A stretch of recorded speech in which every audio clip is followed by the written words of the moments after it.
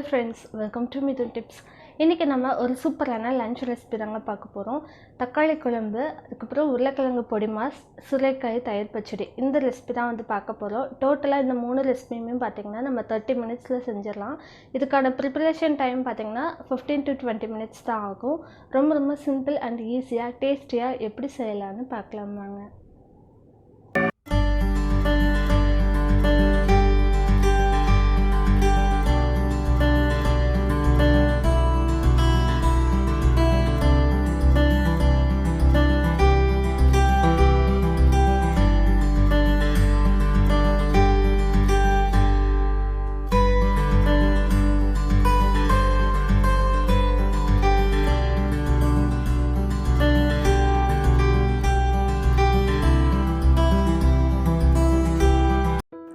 இந்த சிம்பிளான lockdown lunch menu வந்துட்டு நம்ம செய்கிறதுக்கு முதல்ல வந்துட்டு தக்காளி குழம்பு தான் வந்து செய்ய போகிறோம்.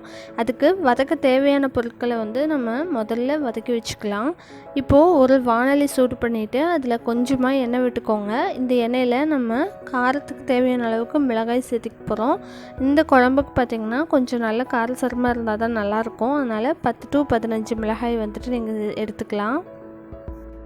மிளகாய் மட்டும் முதல்ல தனியாக வறுத்து எடுத்துக்கிட்டோம் அப்படின்னா தான் நம்ம மற்ற இன்க்ரீடியன்ஸ்லாம் இதுக்கப்புறம் வறுத்துக்கலாம். ஏன்னா எல்லாத்துக்கூடையும் இந்த மிளகாய் வறுப்படும் போது ஈஸியாக வந்து கருகிடும். அதனால் இது தனியாக எடுத்து வச்சுக்கலாம்.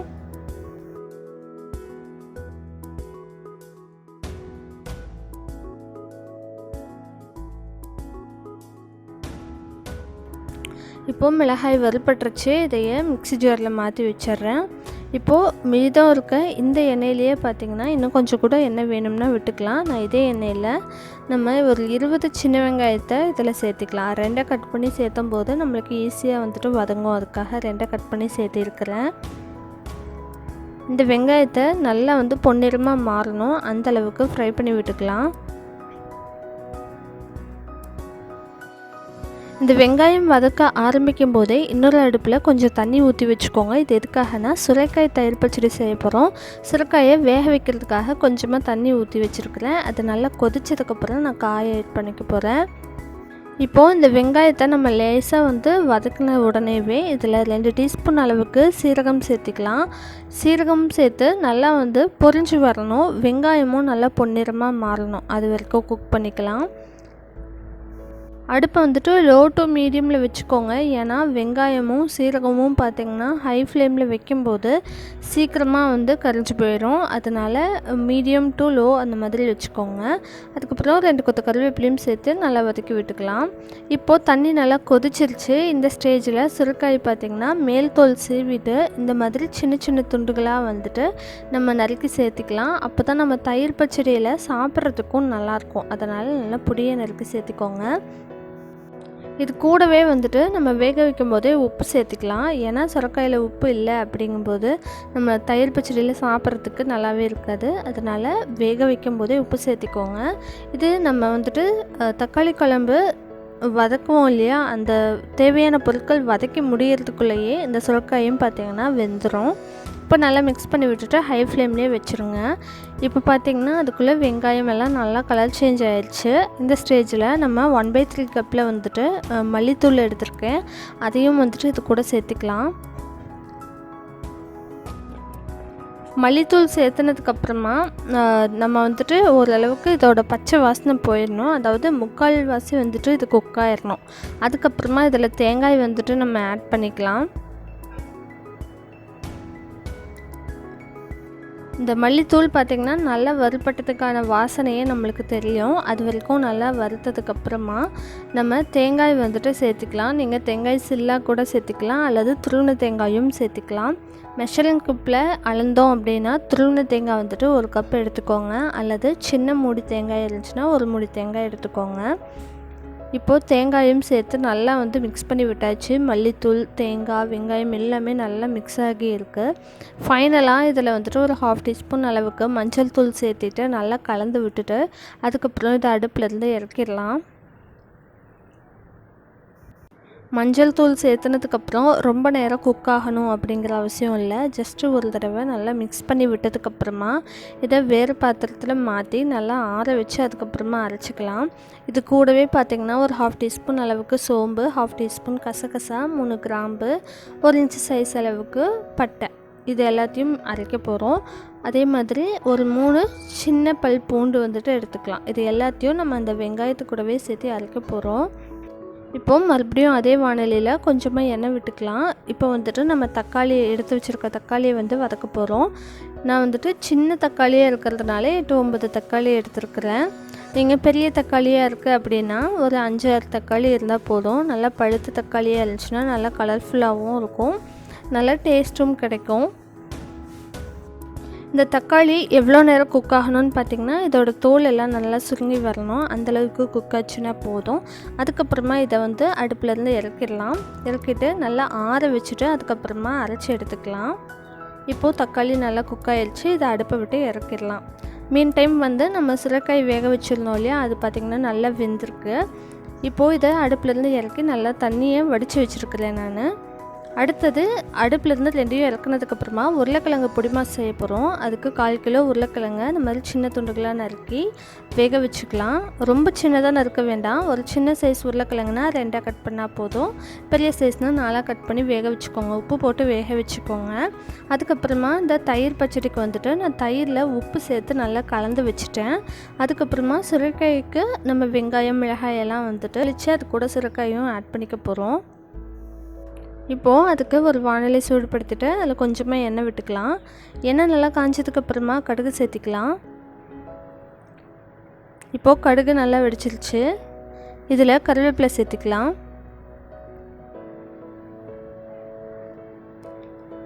கருவேப்பிலையும் நல்லா பொரிஞ்சதுக்கப்புறமா இதில் சின்ன வெங்காயம் எடுத்துருக்கிறேன். ஒரு 10 சின்ன வெங்காயம் சேர்த்திக்கலாம். இதுக்கு வந்துட்டு பெரிய வெங்காயம் சேர்த்துனா டேஸ்ட் வந்துட்டு நல்லா இருக்காது. அதனால் ஒரு 10 சின்ன வெங்காயத்தை இந்த மாதிரி நீட்ட வாக்கில் கட் பண்ணிக்கோங்க. அது கூட காஞ்ச மிளகாய் எடுத்திருக்கேன். மிளகாயில் இருக்கக்கூடிய சீட்ஸ் எல்லாம் ரிமூவ் பண்ணிடுங்க. ஏன்னா அந்த சீட்ஸ் எல்லாம் நம்ம தயிர்க்குள்ளே விழுகும்போது நம்ம சாப்பிடும்போது இரிட்டேட்டிங்காக இருக்கும். அதனால் அதில் 2-3 கட் பண்ணிவிட்டு உள்ளுக்குள்ளே இருக்க சீட்ஸ் எல்லாம் ரிமூவ் பண்ணிடுங்க. அதுக்கப்புறம் வெங்காயம் நல்லா வதங்கினதுக்கப்புறமா நம்ம சுரைக்காயை சேர்த்துக்கலாம். சேர்த்துட்டு ரொம்ப நேரம் குக் பண்ணணுன்னு அவசியம் இல்லை. ஜஸ்ட்டு 1 மினிட் மட்டும் நல்லா வந்து இந்த வெங்காயம் மிளகாய் கூட நல்லா மிக்ஸ் பண்ணதுக்கப்புறமா இதையும் அடுப்புலேருந்து இறக்கிடலாம். இந்த டிஷ்க்கு பார்த்திங்கன்னா நம்ம ஏற்கனவே சுரைக்காய் வேக வைக்கும் போதும் பார்த்திங்கன்னா உப்பு சேர்த்து தான் வேக வச்சுருக்குறோம். அதுக்கப்புறமா தயிர்லேயும் பார்த்திங்கன்னா உப்பு சேர்த்து தான் கலந்து வச்சுருக்குறோம். அதனால் பார்த்து சேர்த்திக்கோங்க. இப்போது இது வெங்காயம் மிளகாய் கூட நல்லா மிக்ஸ் ஆகிட்டுருக்கு. இந்த ரெசிபிக்கு பார்த்திங்கன்னா காஞ்ச மிளகாயோட அந்த வாசனையும் சுவையும் தான் ரொம்பவே நல்லாயிருக்கும். நம்ம பச்சை மிளகாய் போட்டால் கூட அந்தளவுக்கு டேஸ்ட் இருக்காது, ஆனால் அந்த வரமிளகாய் போடும்போது ரொம்பவே டேஸ்டியாக இருக்கும். இப்போது அதை அடுப்புலேருந்து இறக்கிட்டு நம்ம ஏற்கனவே உப்பு சேர்த்து கலந்து வச்சுருக்கிற இந்த தயிரில் வந்துட்டு நம்ம அந்த சுரைக்காயை ஆட் பண்ணிக்கலாம்.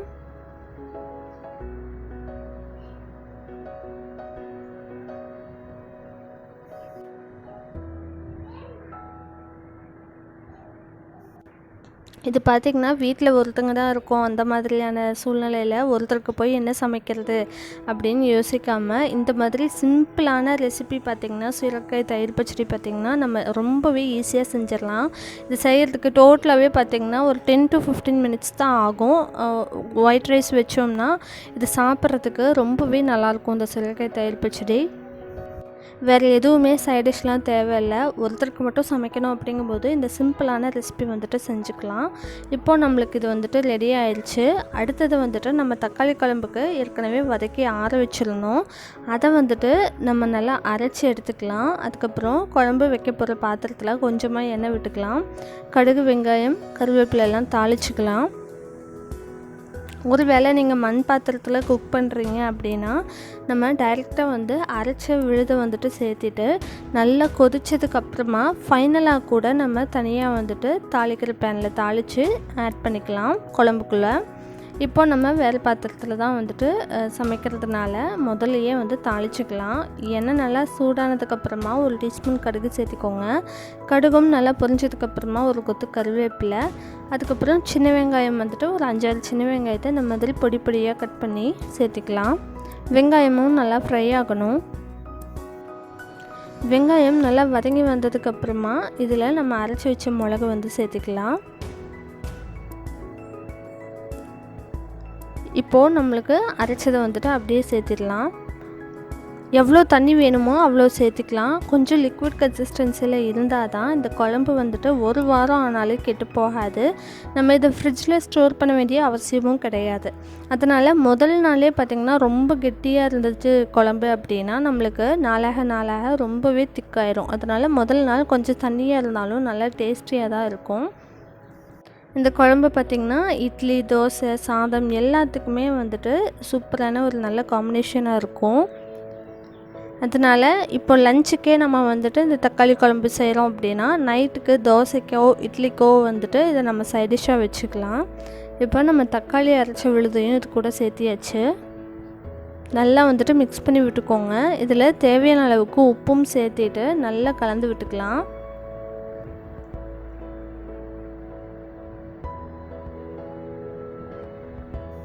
இந்த குழம்பு வந்துட்டு ஒரு 10 நிமிஷம் நல்லா ஹை ஃப்ளேமில் வச்சு கொதிக்க விடுங்க. நல்லா கொதிச்சுது அப்படின்னாலே அந்த பச்சை வாசனையெல்லாம் போயிடும். அந்த குழம்புக்கான மணம் வந்துட்டு நம்மளுக்கு கிடைக்கும். அந்த ஸ்டேஜில் நம்ம இதை வந்து அடுப்புலேருந்து இறக்கிடலாம். நல்லா எண்ணெயும் பிரிஞ்சு வந்துடணும். அந்தளவுக்கு குக் பண்ணிக்கலாம். மீன் டைம் வந்துட்டு நம்ம இன்னொரு அடுப்பில் உருளைக்கிழங்கு வந்துட்டு வேக வச்சு வச்சுருந்தோம் இல்லையா, அது வந்துட்டு நம்ம சின்ன உருளைக்கிழங்குனா 2 கட் பண்ணால் போதும். பெரிய சைஸ் உருளைக்கிழங்குனா 4 கட் பண்ணி போட்டு 4 விசில் விட்டு எடுத்துக்கலாம். அந்த வேக வச்ச உருளைக்கிழங்கை தோல் உரித்து மசிச்சும் வச்சுக்கோங்க. அதை வந்து இப்போ தாளிச்சிடலாம். இப்போது ஒரு வானிலையில் கொஞ்சமாக எண்ணெய் விட்டு கடுகு கடலைப்பருப்பை வந்துட்டு நல்லா பொரிய விட்டுட்டு அதுக்கப்புறமா அதில் இஞ்சி பூண்டு வந்துட்டு சேர்த்துக்கலாம். இஞ்சி பூண்டு வந்துட்டு டோட்டலாகவே ஆப்ஷனல் தான். ஒரு வேளை உங்களுக்கு கேஸ்ட்ரிக் ப்ராப்ளம் ஏதாவது இருக்குது, உருளைக்கிழங்கு சாப்பிட்றதுக்கு யோசிக்கிறீங்க அப்படின்னா இந்த அளவுக்கு இஞ்சி பூண்டு நம்ம சேர்த்துட்டு நம்ம சாப்பிடும்போது அந்த கேஸ்ட்ரிக் ப்ராப்ளம் கொஞ்சம் கூட நம்மளுக்கு வராது. இப்போது ஒரு 5-6 பல் பூண்டு, பெரிய சைஸ் பல் பூண்டு தான் எடுத்துருக்கிறேன். 1 இன்ச்சு சைஸ் அளவுக்கு இஞ்சி எடுத்திருக்கேன். இதை வந்துட்டு நான் அரைக்கல, ஒன்றும் பாதியமாக வந்துட்டு இந்த சின்ன உரல் இருக்கு இல்லையா அதில் தான் இடித்து சேர்த்திருக்கிறேன். அப்படி சேர்த்தும்போது அதோடய ஃப்ளேவர் எனக்கு ரொம்பவே பிடிக்கும். அதனால் நான் இடித்து சேர்த்திருக்கிறேன். இல்லை உங்களுக்கு பேஸ்ட்டாக தான் வேணும்னா கூட நீங்கள் அரைச்சி கூட சேர்த்திக்கலாம், ஒன்றும் ப்ராப்ளம் இல்லை. இப்போ இந்த இஞ்சி பூண்டோட பச்சை வாசனை நல்லா போகணும். அதுக்கப்புறமா வந்துட்டு இதில் நம்ம வெங்காயம் சேர்த்துக்கலாம். இஞ்சி பூண்டு வேண்டாங்கிறவங்க இந்த ஸ்டெப் வந்துட்டு ஸ்கிப் பண்ணிவிட்டு நம்ம கடுகு கடலைப்பருப்பு நல்லா பொரிஞ்ச உடனேவே ஒரு பெரிய வெங்காயம், 5-6 பச்சை மிளகாய், ஒரு கொத்து கருவேப்பிலை சேர்த்துக்கலாம். இந்த உருளைக்கிழங்கு பொடி மாஸ்க்கு பார்த்திங்கன்னா பச்சை மிளகாய் அதிகமாக இருந்தால் தான் நல்லா காரமாக நல்லாயிருக்கும் சாப்பிட்றதுக்கு. நம்ம இதுக்கு பெரிய வெங்காயமும் போடலாம், சின்ன வெங்காயம் போட்டாலும் டேஸ்டியாக தான் இருக்கும். ஒரு பெரிய வெங்காயம் சேர்த்திருக்கிறேன். இப்போது தேவையான அளவு உப்பும் சேர்த்தியாச்சு. நம்ம வந்துட்டு உருளைக்கிழங்கு வேக வைக்கும் போதே நம்ம வந்து உப்பு சேர்த்திருந்தோம். இருந்தாலும் அது கொஞ்சம் பத்தாது அப்படிங்கிறதுக்காக வெங்காயம் வதக்கும் போது சேர்த்திருக்கேன். இப்போ பார்த்திங்கன்னா வெங்காயத்தோட கலர் நல்லா மாறினதுக்கப்புறமா நம்ம தோல் உரித்து நல்லா மசிச்சு வச்சுருக்கிற உருளைக்கிழங்கு இதில் சேர்த்துக்கலாம். இந்த உப்பு, வெங்காயம், மிளகாய், இதோட காரம் எல்லாமே வந்துட்டு இந்த உருளைக்கிழங்குல பிடிக்கணும். அதுக்காக ஒரு 2 நிமிஷம் நல்லா வந்து கிளறி விட்டுக்கலாம். அடி பிடிக்காமல் பார்த்து நல்லா கிளறி விட்டுக்கோங்க.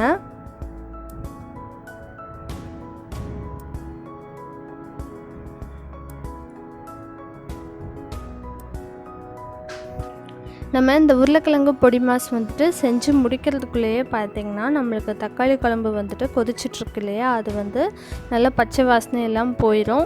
அதே சமயம் நல்லா எண்ணெயும் பிரிஞ்சு வந்துடும். அதுக்கப்புறம் நம்ம அதை வந்து அடுப்புலேருந்து இறக்கிடலாம். இப்போ பார்த்திங்கன்னா உருளைக்கிழங்கு வந்துட்டு நல்லா வந்து மிக்ஸ் ஆயிடுச்சு. ஃபைனலாக இது கூட வந்துட்டு ஒரு டேபிள் ஸ்பூன் அளவுக்கு தேங்காய் துருவல் சேர்த்திக்கலாம். உப்பு வந்து சரியாக இருக்கா அப்படின்னு சொல்லி ஒரு தடவை டேஸ்ட் பண்ணி பார்த்துக்கோங்க. இப்போ இதெல்லாம் நல்லா மிக்ஸ் ஆனதுக்கப்புறமா ஒரு டேபிள் ஸ்பூன் அளவுக்கு தேங்காய் துருவல் சேர்த்திக்கலாம்.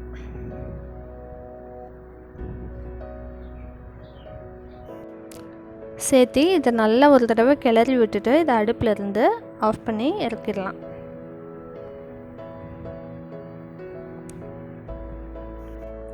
எந்த பொரியலாக இருந்தாலும் தேங்காய் சேர்த்துனதுக்கப்புறம் ரொம்ப நேரம் வந்துட்டு நம்ம அடுப்பில் வச்சுருக்கக்கூடாது.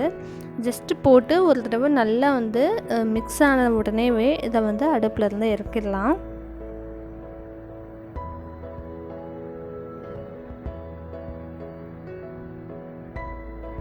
இப்போது நம்மளுக்கு சுவையான உருளைக்கிழங்கு பொடி மாசம் வந்துட்டு ரெடி ஆயிடுச்சு. இப்போ நம்ம தக்காளி குழம்பு எப்படி இருக்குன்ட்டு பார்க்கலாம். பார்த்திங்கன்னா நல்லா கொதித்து எண்ணெய்லாம் பிரிஞ்சு வந்திருக்கு.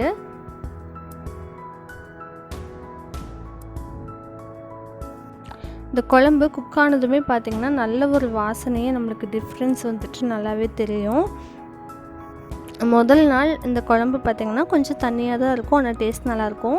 இதுவே நைட்டு வந்துட்டு நம்ம இட்லி தோசைக்கு வந்துட்டு ஒரு தடவை மறுபடியும் நல்லா வந்து சூடுபடுத்தி வச்சுக்கோங்க. அப்போ தான் உங்களுக்கு கெட்டு போகாமல் இருக்கும்.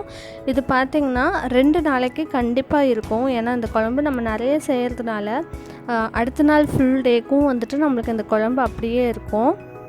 நைட் ஒரு தடவை சூடுபடுத்தி வைக்கிறீங்க இல்லையா, மறுபடியும் மார்னிங்கும் ஒரு தடவை நல்லா சூடு பண்ணி வச்சுக்கோங்க. அப்போ தான் வந்து கெட்டு போகாமல் இருக்கும். ஸோ இப்போ நம்ம தக்காளி குழம்பும் வந்துட்டு ரெடி ஆயிடுச்சு. ஸோ இப்போ சிம்பிளான லன்ச் மெனு வந்துட்டு ரெடி ஆகிருக்கு. நான் இது கூட வந்துட்டு தயிர் மட்டும் வச்சுருக்கிறேன், ஃப்ரெஷ் தயிர் வந்து வச்சுருக்கேன்.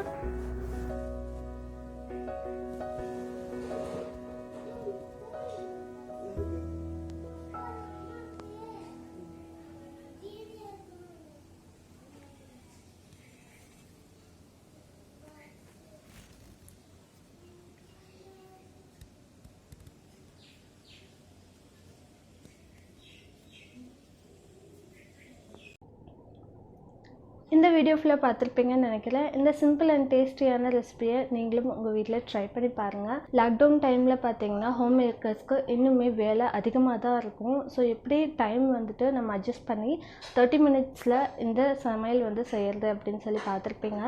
ஸோ இந்த ரெசிபிஸ் எல்லாம் உங்களுக்கு பிடிச்சிருந்துச்சுன்னா நீங்களும் ட்ரை பண்ணி பார்த்துட்டு யூஸ்ஃபுல்லாக இருந்துச்சுன்னா எப்படி வந்துச்சுன்னு சொல்லி கீழே கமெண்ட் பண்ணுங்கள். நம்ம சேனல் இது வரைக்கும் நீங்கள் சப்ஸ்கிரைப் பண்ணல அப்படின்னா கீழே இருக்க red colour subscribe button press பண்ணிக்கோங்க. அப்படியே பக்கத்தில் இருக்க பெல் ஐக்கானும் ப்ரெஸ் பண்ணிக்கோங்க. அப்போ தான் நம்ம சேனலில் போடுற வீடியோஸ் நீங்கள் மிஸ் பண்ணாமல் பார்க்கலாம். தேங்க்ஸ் ஃபார் வாட்சிங்.